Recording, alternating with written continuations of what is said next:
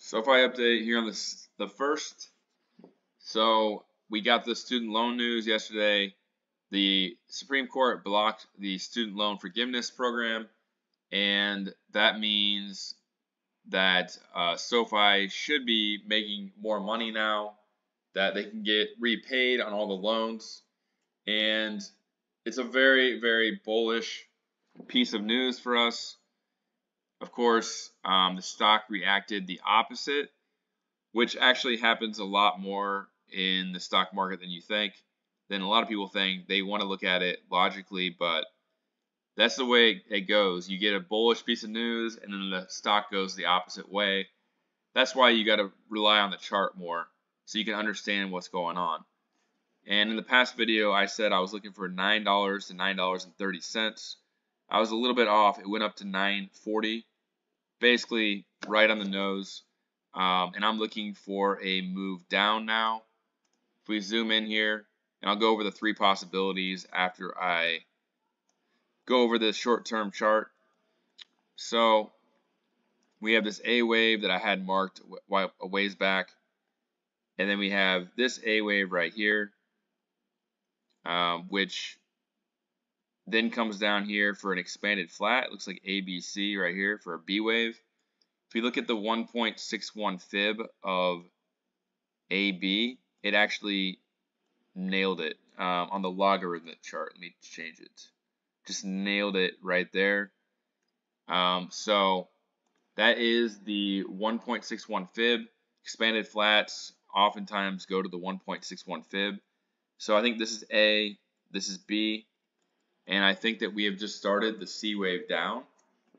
I already have this marked down to where I think it's going to go. I think 755 is a likely spot for it to go all the way down here to 714. 714 is the 1.61 fib right here. So 714 to 755 is my target for the C wave. And then that would complete the overall ABC move. If we zoom out now, pull out these moving averages, see where that's. So that would be somewhat on the lower side of the Bollinger Bands, but that's fine. We've been outside on the top range for a while, so it's kind of nice to come outside of here. We'd be below the 20.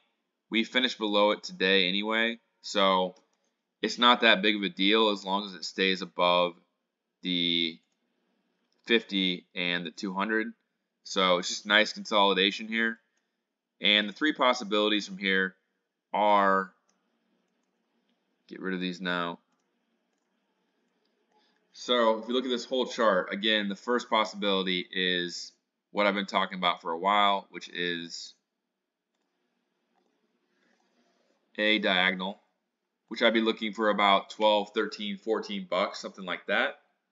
That's the first possibility. Second possibility is a pullback B, and then we go higher from there, in which this could actually end up doing something like this too. There is a gap fill down here at 605, and that could be considered a B wave because 755 is only, let's see, that's roughly back to the 0.38 fib. The 0.61 fib roughly would be the $6 gap fill. So either one, it could just stop here and go higher, or it could do ABC and then go higher from there.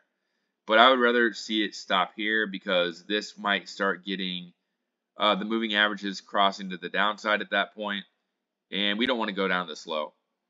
So those are the first two possibilities. And then the third possibility is this being a nested wave 1 and wave 2.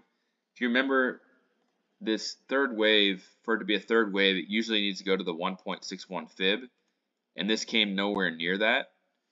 So there's always a possibility that we're looking at a nested, so we have 1, 2, and then a nested 1, 2, 3, 4, and 5, and that would be the overall third wave. And then we pull back and then go higher. So that is a possibility too. it needs to get to at least,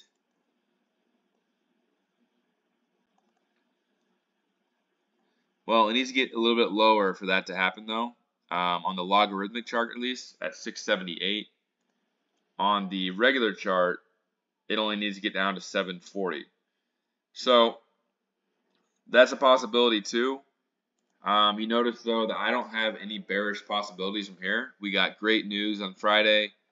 All three of these possibilities are going to lead to a minimum 12, 13, 14 bucks in my opinion.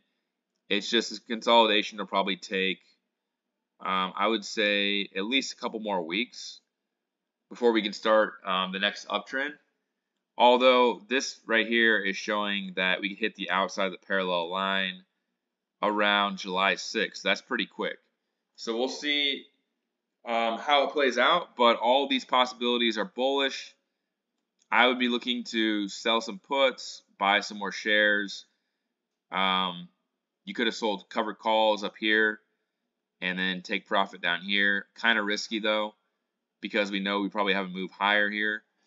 So a lot of ways to play this, but every possibility going forward, in my opinion, is bullish unless there's some kind of market crash, which I don't expect until 2024, most likely.